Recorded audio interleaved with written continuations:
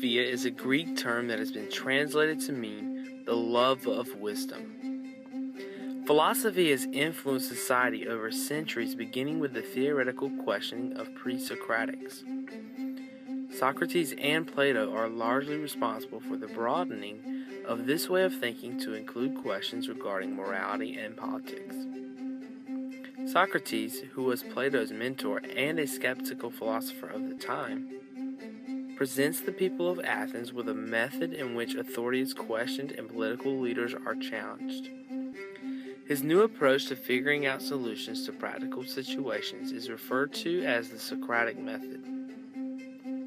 This technique consists of an individual presenting someone else with a series of questions that provoke the drawing out of concepts and understanding that already exists in their minds. One of the things I learned early on as a teacher is that you can be a really brilliant lecturer and you can be really popular with your students and still not really teach them a whole lot. People don't learn things unless they're ready to learn it. And what I mean by that isn't simply their willingness to learn, but also their being prepared. And the way that we work, the way that our mind works, if you do any kind of developmental psychology or psychology is related to education, you know that the way the mind works is when it engages in something in its activity. So it's like Paulo Freire says that there's a distinction between the banking concept of education and problem-posing education, where the banking concept is one where we think that learning is simply a matter of the teacher depositing stuff into the students' minds, and they're like a bank, it's like an account, and they make a withdrawal when they give you a test. And that's not really the way you learn. That can even be oppressive. I'm just hammering you, telling you what you need to believe. And Socrates, when he taught, didn't do that. There is an indirect aspect to the questioning. One choosing to use the Socratic method would not use phrases such as, "you are wrong," or "this is incorrect." They would instead pose questions that would encourage an increased depth of thought and consider alternate ideas. The Socratic method, when applied in a classroom setting, can be a successful approach when trying to teach students to think for themselves and arrive at conclusions that are applicable in their lives and the lives of others in their society.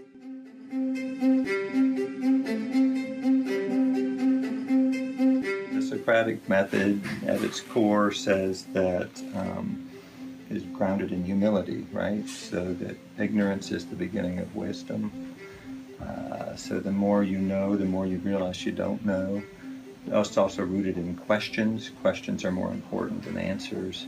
And so in terms of teaching the Socratic method, you have to ask a lot of questions and you want a lot of engagement going on in the classroom. Some professors are better at others using the Socratic method, and I think those who do, it's more beneficial. It keeps the students attentive where they have to respond and they have to talk, so it allows them to indicate they understand information by trying to explain the information.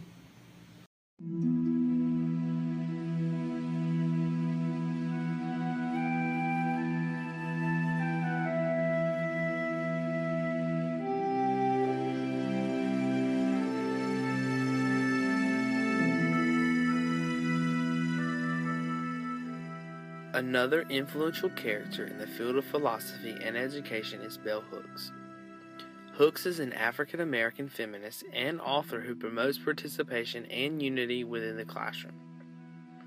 In her text, Teaching to Transgress, she addresses the issues that exist between students and professors and between students and one another. In terms of how Socrates wanted to empower people and act as a midwife to the truth, Bell Hooks is engaged in a very similar process with her discussion of pedagogy, the idea that education is something that will empower people and that it's important that people have access to education in certain ways. I think that's something that Socrates would have also agreed was very important. Many of the barriers that are evident in college classes are related to race, gender, and economic status. According to Hooks, in order to overcome these obstacles, we must communicate with one another in a healthy way, listening to one another, and trying to understand and accept differences. For real transformation to occur, everybody has to be involved. It's not just African Americans, it's not just women, it's not just poor people. Everybody has to be transformed.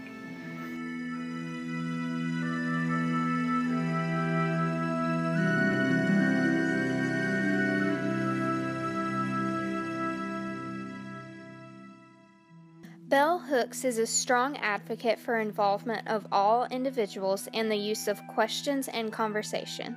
By choosing not to take a stance of authority, Hooks is able to maintain a certain level of control over her class setting while also allowing students to work together and discover their own ideas and conclusions.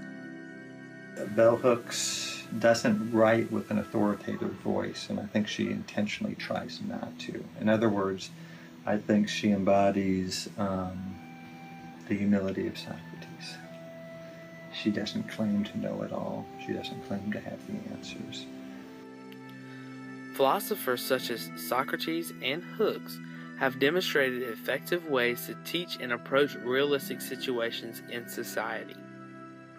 Philosophy challenges us all to question the most important concepts in life and to rethink our deepest certainties inside the classroom and in every other area of our lives.